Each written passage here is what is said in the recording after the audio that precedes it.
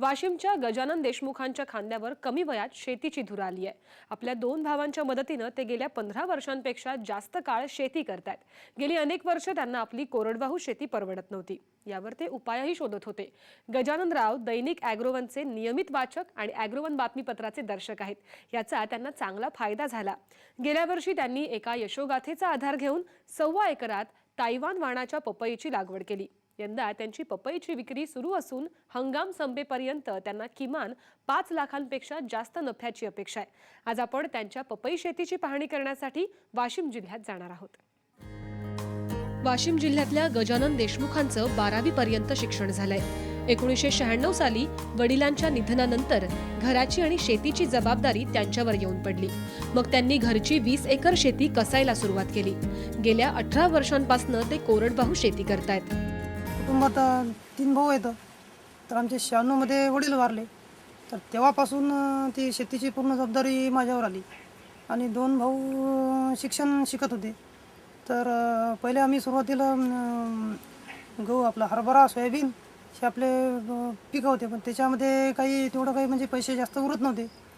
तर साम T V आणि ॲग्रोवन आम्ही नेहमी वाचायचो की त्याच्यामध्ये 5-5, 7-7 लाखाचे उत्पन्न दिसायचे लोकांचे फळबागा।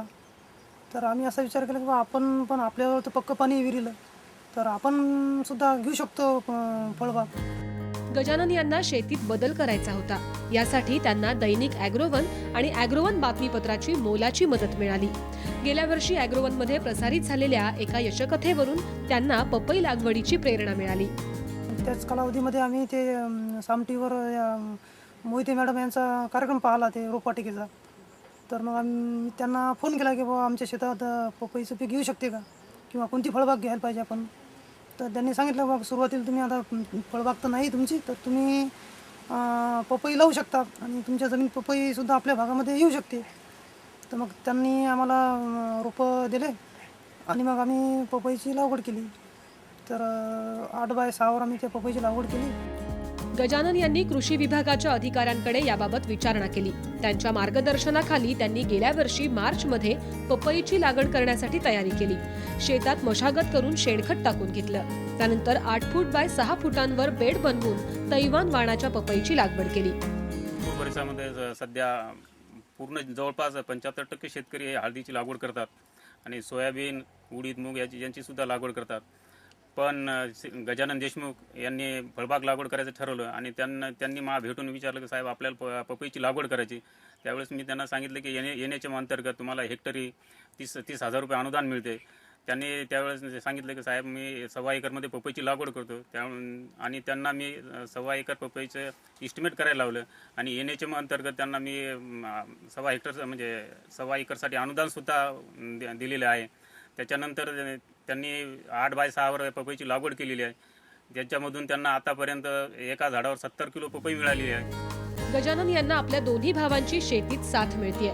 कोरडवाहू शेतीतून नफ्याचं प्रमाण वाढवायचं असल्यानं फळबागायती लावण्याचा निर्णय त्यांनी घेतला। आपल्याकडे पाण्याची व्यवस्था आहे, त्यानुसार आपण काही ना काही नवीन असं करायला पाहिजे की ज्यामध्ये उत्पन्नाची वाढ होईल आपल्याला। त्यानुसार त्यांना तशी शेतीची आवड तशी जास्तच होती मोठ्या भावाला आणि ते साम टी व्हीमध्ये कार्यक्रम पाहणे, ॲग्रोवनमध्ये हे पाहणे वार्ता, त्याच्यामध्ये त्यांनी पाहता त्यांना हे फळ पिकाची थोडीशी पाहणी केली आणि फळ पिकामध्ये त्यांना असं समजलं की आपल्याला याच्यामध्ये उत्पन्न जास्त मिळू शकते आणि त्यांना त्याच्याकडे थोडंसं लक्ष नियंत्रित केलं। आणि नंतर ज्यावेळेस साम टी व्हीवर त्यांनी एक कार्यक्रम पाहिला की ज्याच्यामध्ये रोपवाटिका मोहिते सरमधून आहे, तर त्यांच्या रोपवाटिकेमध्ये जसं पपईचे रोपवाटिका आहे आणि रोपं विकतात जसे ते, तर तिथून थोडंसं मार्गदर्शन घेतलं आणि मंगरुळपीरला एकदा गेले त्यावेळेस तिथं त्यांनी पपईची रोपवाटिका पाहिली आणि त्यांच्या लक्षात आलं की आपण फळबाग घ्यायची, फळबागाची जशी आपण हे करून पाहू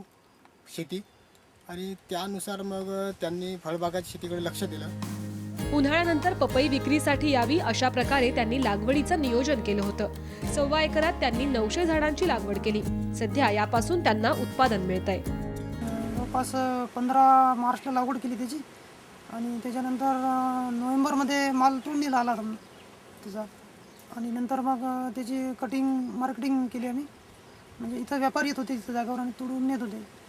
तर पर झाडाला 70 किलो माल निघाला आणि हा माल मी 6 रुपयापासून तर 15 रुपयापर्यंत विकला. म्हणजे सरासरी 10 रुपये भाव मला त्याचा पडला आणि त्याचे आतापर्यंत 7 लाख रुपये माझे झाले.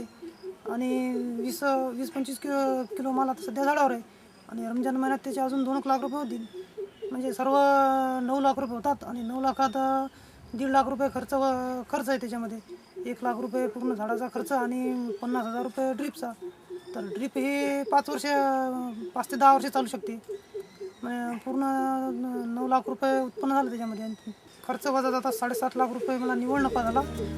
गजानन देशमुखांना पपईपासून चांगला नफा मिळालाय. त्यांच्याप्रमाणे विदर्भातल्या कोरडवाहू शेतकऱ्यांनी फळपिकांच्या लागवडीकडे वळल्यास फायद्याचं प्रमाण वाढणार आहे. शेतकरी जर फळबागेकडे जर वळाले तर त्यांना फळबागेमधून जास्तीत जास्त नफा मिळतो. कारण आपण पारंपरिक पद्धतीमध्ये जे सोयाबीन, उडीद, मूग, हरभरा असे जे पिकं घेतो त्याच्यामधून जास्तीत जास्त 30 ते 40 हजार रुपये एकरी उत्पादन मिळतं.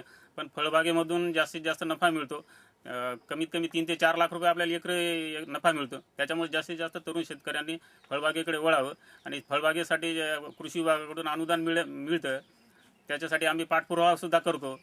त्यामुळे जास्तीत जास्त तरुण शेतकऱ्यांनी फळबागेचा लाभ घ्यावा आणि त्याच्या अनुदानाचा लाभ घ्यावा ही सर्व शेतकऱ्यांना विनंती करतो.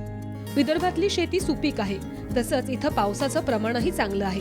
त्यामुळे इथल्या शेतकऱ्यांनी त्याला थोडी मेहनतीची जोड दिली तर चित्र बदलायला वेळ लागणार नाही, हेच गजानन देशमुखांनी दाखवून दिलंय. गजानन भोयरसह ब्युरो रिपोर्ट, साम टीव्ही, वाशिम.